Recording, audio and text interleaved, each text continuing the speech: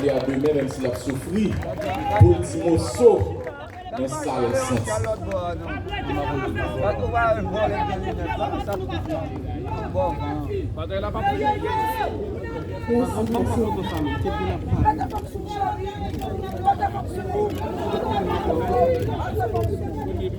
Monsieur le Premier ministre, Mesdames, Messieurs les membres du gouvernement, Mesdames, Messieurs les représentants des pays amis, Mesdames, Messieurs les fonctionnaires de l'État, aux dignitaires de la fonction publique, Mesdames, Messieurs les représentants des institutions indépendantes, Mesdames, Messieurs les officiels des 10 départements de la ville, Mesdames, Messieurs les représentants des collectivités territoriales, Mesdames, Messieurs les représentants du secteur privé des affaires, Mesdames, Messieurs les représentants des organisations de la société civile, Mesdames, Messieurs les représentants de la diaspora, au maximum de notre pays.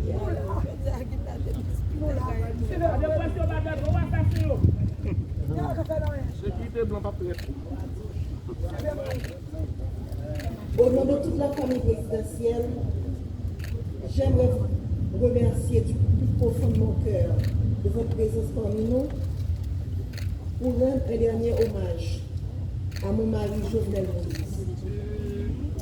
La famille vit des jours noirs. Faire le déplacement jusqu'ici pour nous soutenir, pour dire au revoir à mon président, à mon mari, mon ami, le père de mes enfants, est une marque de sympathie qui procure force et courage à toute la famille et l'aide à surmonter ces épreuves. Quand j'ai rencontré Jo, cet homme qui allait devenir mon mari et le père de mes enfants, j'ai vu en lui un esprit brillant, inventif et créatif, un être passionné et déterminé, une personne sympathique, enjoué, doté de grand charisme, un jeune homme réservé, mais tellement généreux. Ce jeune homme m'a charmé et m'a séduite. Il a gagné mon cœur. Et depuis, nous avons décidé de construire un seul et même avenir. Nous avons choisi de ne faire qu'un seul et même être. Il est devenu ma chair et mon sang coulait dans sa veine. Il est devenu mon hymne et moi son orchestre. Ce jeune homme passionné, cet entrepreneur à succès, mon Jovenel Moïse, a toujours cherché à faire plus, à faire mieux. Pour avoir été longtemps une victime, il connaissait bien les vices de ce système pourri et injuste. Donc personne n'a voulu parler. Ce système auquel peu avant lui ont voulu s'attaquer. Alors il a décidé de se lancer dans cette bataille pour le changement. Il s'est retrouvé du jour au lendemain avec tout le système en bloc en face de lui. Il a été traité de tout sous l'anonymat des réseaux sociaux, derrière la toute-puissance des micros et la pointe des stylos vendus à prix d'or, cachés sous des titres ronflants dont il s'affronte. Expert S-mensonge, consultant en génération de problèmes, technicien du chaos, politicien miséreux et si misérable. Chacun s'est voulu plus créatif que l'autre. J'entendais des adjectifs associés au nom de l'homme de ma vie et j'avais du mal à m'imaginer que la folie du pouvoir, la vulnérabilité économique, l'envie pouvaient conduire à autant de méchanceté. Mais on s'y était préparé. La famille savait que le combat de Jovenel Moïse nous vaudrait toutes les turpitudes. ce à quoi nous n'étions pas préparés, ce à quoi je n'étais pas préparé, c'est de me tenir debout aujourd'hui pour prononcer l'éloge funèbre de mon mari. C'est de me réveiller un matin et de ne pas avoir jour à notre rituel matinal. Comment accepter de ne plus entendre ta voix, tes rires, de ne plus te toucher, de ne plus entrelacer mes doigts au tien? Comment t'imaginer partir quelque part sans moi, sans des enfants? C'est un cauchemar dont je n'arrive pas encore à me réveiller. C'est une situation à laquelle tu ne nous avais pas préparés. Ta femme, tes enfants, tes petits-enfants, tes frères et sœurs, tes neveux et nièces, cousins et cousines, tes amis, tes collaborateurs, ton peuple. Nous sommes là ce matin à faire quoi? Faire le dernier hommage? Faire ton deuil? Nous ne sommes pas préparés à ça. Je me souviens encore de toi me disant que tu veux partir les mains propres et pures. Mais tu ne pensais pas partir sans avoir pu faire tes adieux. Tu ne pensais pas partir mutilé, désarticulé. Tu as été sauvagement assassiné. Toi qui as toujours renoncé à la violence. Tu as toujours prêché le pardon, la réconciliation, le tête ensemble. On a comploté contre toi, te condamnant à mourir dans la barbarie de la cruauté. Toi si indulgent avec les autres, tu as connu la haine. Ils t'ont jeté leur venin pour assassiner ton caractère. Toi toujours si loyal envers eux, tu as été abandonné et trahi. Ton assassinat a mis à nous leur haine, leur laideur et leur lâcheté. Quel crime as-tu commis pour mériter un tel châtiment? Toi dont le plus grand péché a été d'aimer ton pays, défendre les plus faibles, les plus vulnérables, les plus opprimés, les sans-voix, contre l'avarice des uns et la cupidité des autres. Est-ce que vouloir libérer l'État des griffes d'oligarques corrompus, est-ce un si grand méfait? Pourquoi vouloir électrifier son pays provoque autant de haine et de violence? Quand combattre la corruption est-il devenu un délit? Pourquoi vouloir démocratiser le crédit est un péché? Comment lutter pour l'égalité des chances d'accéder à la fonction publique est devenu condamnable? Chers et frères, haïtiennes et haïtiens, si vous croisez les bras, regardez les bourreaux, le sang ne cessera de couler. Aujourd'hui, c'est un jour. Demain, ce sera elle, ce sera lui, ce sera moi, ce sera nous. Les rapaces courent encore les rues. Leurs griffes et leurs peaux ensanglantées sont encore à la recherche de proie. Ils ne se cachent même pas. Ils sont là à nous regarder. Oui.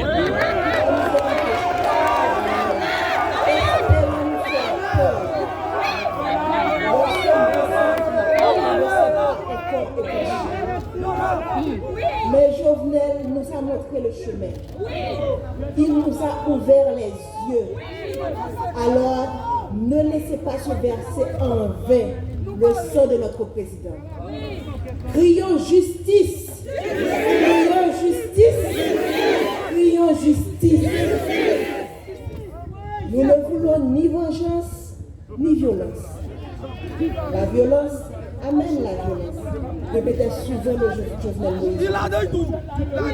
Nous ne cédons pas non plus à la peur. La peur engendre la peur, disait-il toujours.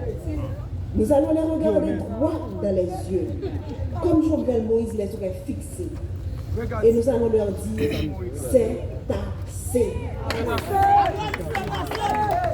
Jovenel, mon amour, mon compagnon, mon ami, mon autre que moi.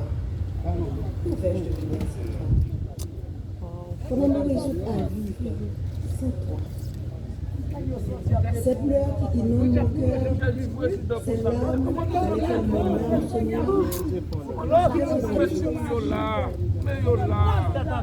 Je ne peux pas te faire mes adieux. Alors je te dis au revoir un jour. Pas avec tout l'amour que je te porte. Les valeurs que tu as inculquées à tes enfants, à moi, à la jeunesse de ton pays, continueront d'exister de génération en génération. Pas en paix, pas avec le sentiment du devoir accompli. Laisse ton âme se reposer en paix. Nous nous changerons.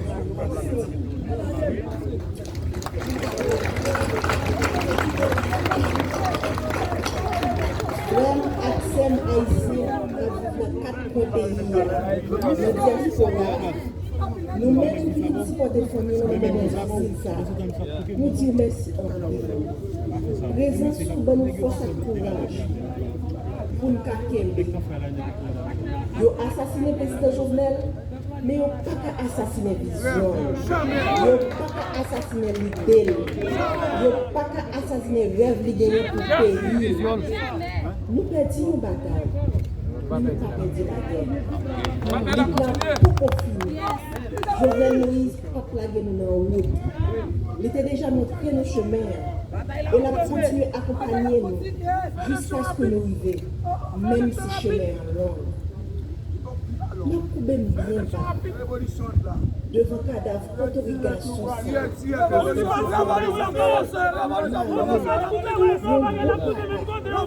bon mari, un bon président, un bon soldat.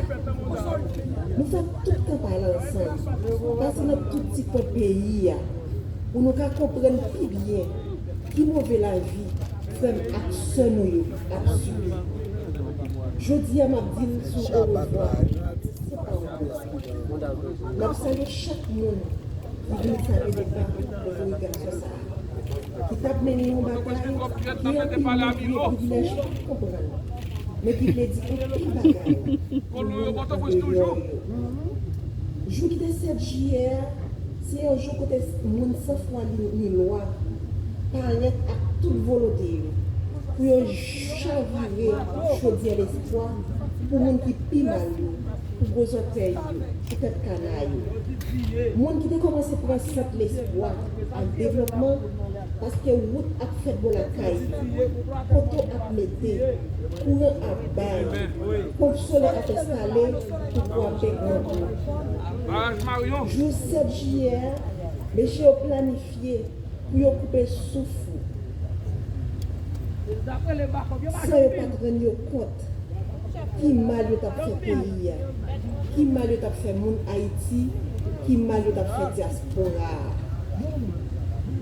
Moi je connais pas de jamais dans la politique, pas de jamais entrer dans la politique. Moi je toujours voulu un changement réel. Ou toujours voulu la vie meilleure pour ça qui pauvre. Moi pas penser que petit changement ça, tu voulais faire. Tu peux mettre bonheur toute famille, tu peux mettre bonheur toute peuple. Ne pas penser que route, l'eau courant, qui c'est base développement tout peuple sur la terre gagne, qui c'est base développement et que tout peuple sur la terre doit gagner, pas qu'à mettre nous dans le chagrin éternellement. Nous t'es toujours voulu pour graisse cochon, pit cochon, mais hélas. C'était la cause que le pays a été l'obsous. C'était la cause que le monde qui contrôle le gang, que la guerre d'ailleurs. C'était la cause que la conspiration village Tibois a manqué pour toi. C'était la cause qui a été payé mercenaires. Vivre dans le pays, rester pendant plusieurs mois, pour te donner 6-7 juillet. Pour te éteindre pour l'autre enfant. Yo goumé, juste mettre de water. Jo, oligarque a gagné une bataille. Mais pas comme si le peuple a commencé à être clair.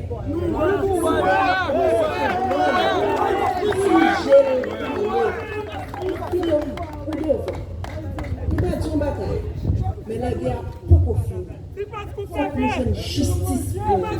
Merci.